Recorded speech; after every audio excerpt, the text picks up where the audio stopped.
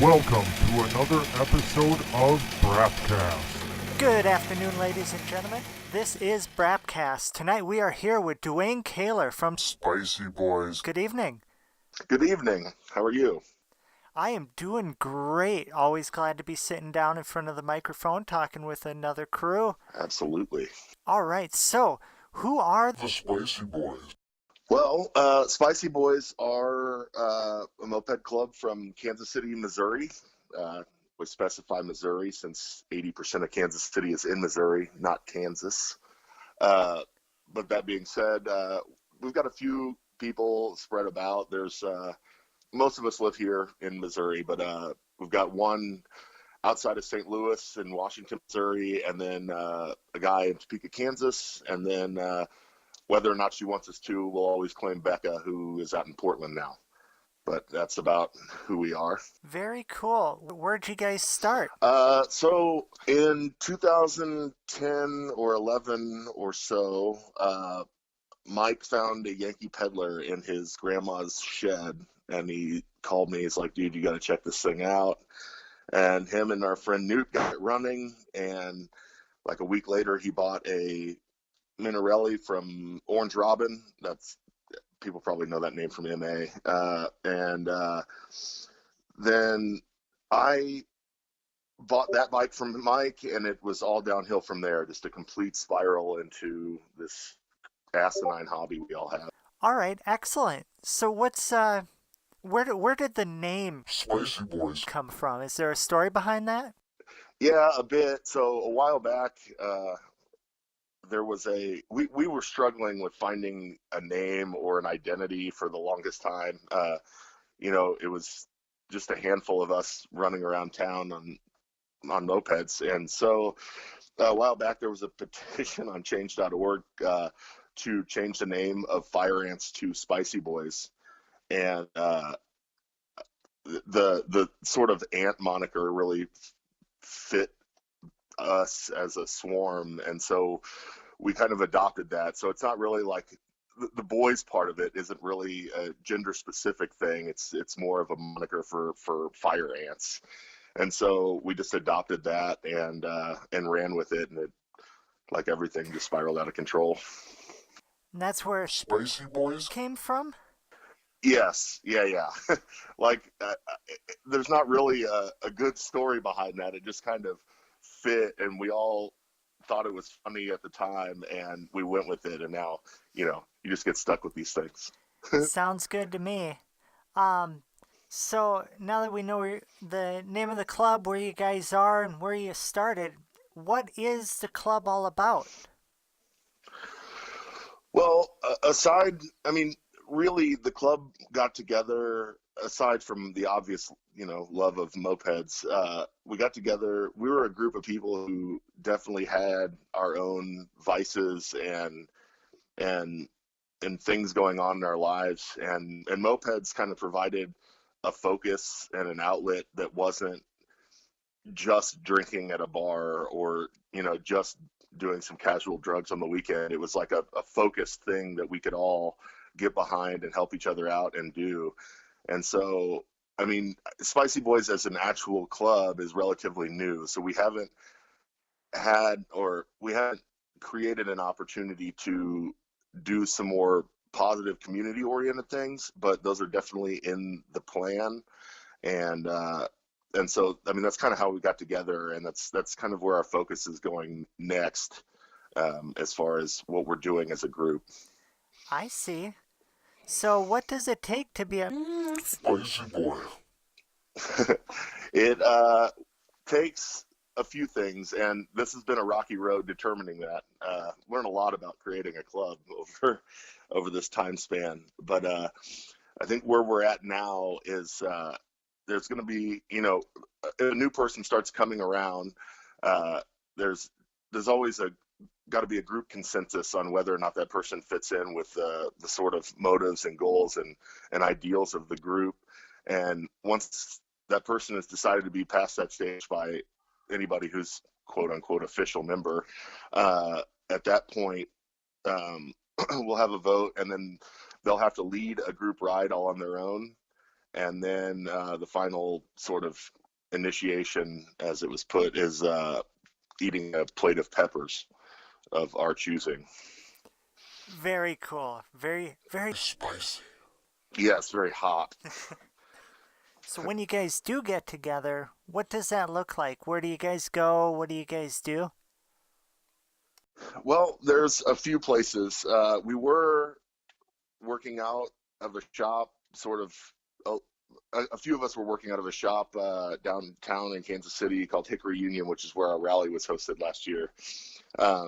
But money constraints and everything have sort of pushed us out of that. And now my dad's barn is an enclosure that we meet at sometimes, which is a few blocks down from my house. And then we've got two guys in the club that are welders by trade, so they have shops in their house that we'll convene at. So we're kind of all over the place. And then one of our main central meeting points is it's a little local bar up the street that's run by some friends of ours called Slick Willie's, and that's generally where we'll either meet to start our ride or end up for some pizza and a beer or something afterward. Sounds like a good time. Yeah. When you guys do get together to ride, what's everybody riding these days? Do you have a predominant brand that everyone seemed to have a hold of? I forget what the first bike you said was, but it was completely unfamiliar to me. Yankee Peddler. It's a Minarelli based bike. So our first two were Minarelli based bikes, and I always will have a love for Italian bikes because of that. Minarelli is such a fantastic motor, and Marini's too. But we are all over the map. For a while, I was kind of the Hobbit guy in the group, so I have 57 Hobbits lying around, and there's a ton of Hobbits in the Midwest, so those definitely get thrown out as starter bikes, for people who are new, and they're easy to get going quickly and get people up to pace with all the other kitted bikes around. So Hobbits are definitely predominant, but man, I mean, everything from Tomos to Minarelli to we have one guy who's French motorcane. So we have one Moby guy, and I am all about Motorbicane because I'm apparently a masochist. But... Yeah, you have that sweet onesie. And yeah, that's what everyone says who works on French bikes. I owned a Peugeot 102 for 8 minutes, and then ended up trading it for a CDI or something. So wow. I haven't dipped into that French game quite yet. But just because Hobbits are so easy to come by here, I actually just bought my first Pook to keep for myself. So yeah, after all this time, I've never owned. I've owned some, but just ended up turning around to local people or whatever. So I finally I got a hold of a Corrado that I'm going to start here pretty soon that I'm pretty excited about. Very cool. It's always good to know people who have experience with weird bikes, and I think once you dig into that Corrado. Sure. Yeah, and Corey, yeah, I know. And Corey, our Moby guy, he brought, I don't even know, I'm too stupid to remember French names because they're all numbered. They're like BMWs. They're numbers with letters. Lay something, I'm sure. He brought something over from France, which is super crazy. I wish I could remember what it was, but it's always fun to see that crazy French bike running around. That's hardcore. Yeah. Did you have anyone you wanted to give a shout out to? Somebody in the crew, somebody from around? Yeah, I'll throw a shout out to Jesse Cutter out in Portland. He's helping me a lot with building our bike for the Baker's Dozen run coming up, and he's really given me a lot of pointers and a lot of hands. So I've had my hands in a lot of Hobbits, but probably not nearly as many. Definitely not nearly as many as him. So his help in that's been really awesome. And his girlfriend Pixie, they came out for our rally, flew in from Portland and spent the week here, and they're coming back for another week of vacation and canoeing. So they're really good friends of ours, and just wanted to thank them for all their support and that. And I'll also throw a shout out to Omaha and to St. Louis. everyone there are basically our brothers and sisters. So, yeah. Beautiful. Are you guys, you mentioned you have a rally? We did have a rally last October, Sizzle in the Middle, and it was moderately successful and very stressful, but definitely learned a lot about throwing a rally, and I think it was bigger than I ever could have anticipated it being for our first event, which was both awesome and terrifying. But we've decided to, I think, alternate our rally years, since the rally calendar has been super packed already and it's only March. So we'll sit out a year, and I guess like they do in the Northwest with Mosquito Fleet and the Cutters, they alternate. We're just going to arbitrarily alternate with Chicago. That way, people have a different Midwest destination to go every other year. That sounds good. Yeah, I know for a couple years there was something every other weekend, it seemed like. Yes. And you want to go to everything, but then real life happens and, jobs and stuff. So if there's a way that, we can spread it out a little bit and give other, even definitely newer clubs, the opportunity to showcase their city, I really think that's a benefit to everything. For sure. Rather than, going to the same place every single year. For sure. Is there anything else you wanted to say? Anything else you wanted to bring up about the club or about your area or the people? Well, I'll just say this. I really love my city. I love Kansas City, and it's a really, really fun city to ride in. And if anybody's traveling through, I live in a house by myself. Don't rob me. But if anybody's ever traveling through, just throw me a line on Facebook. I got a couch you can sleep on forever, and just come through and we'll go ride. It doesn't have to be a rally to come visit. Very cool. I know in a couple months here, Marie is going to be headed down to you guys. From Casserollers? Yeah. Yeah. She comes down. Usually, I think once a year at least, and hangs out. It's always really awesome to see her. She's a fantastic human. Well, I heard through the grapevine she's moving down there. Oh, for real? Yeah. Oh, well, that's even better news. It's a grapevine outside of my social circle, obviously. That's awesome.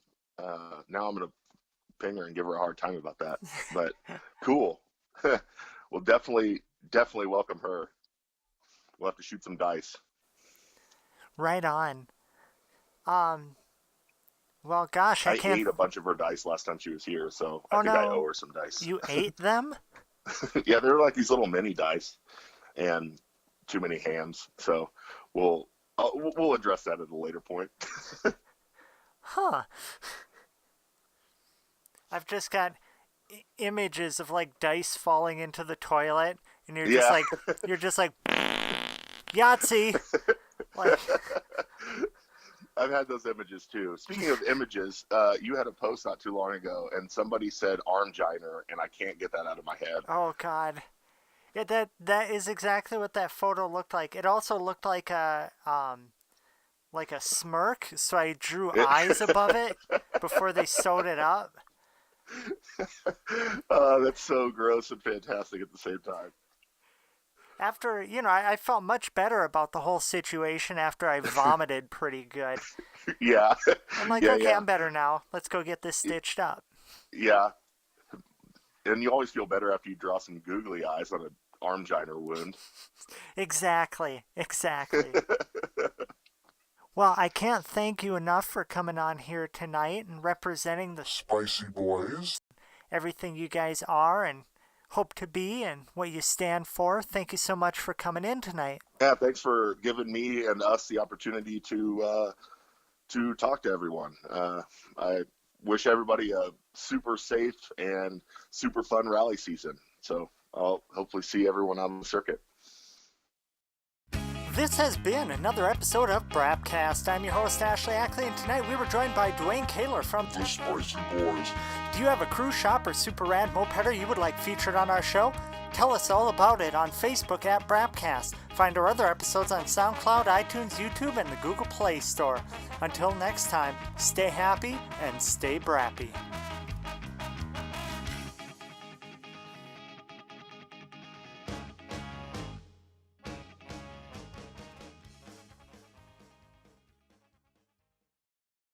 Spicy boy, spicy boy, spicy, spicy, spicy boy.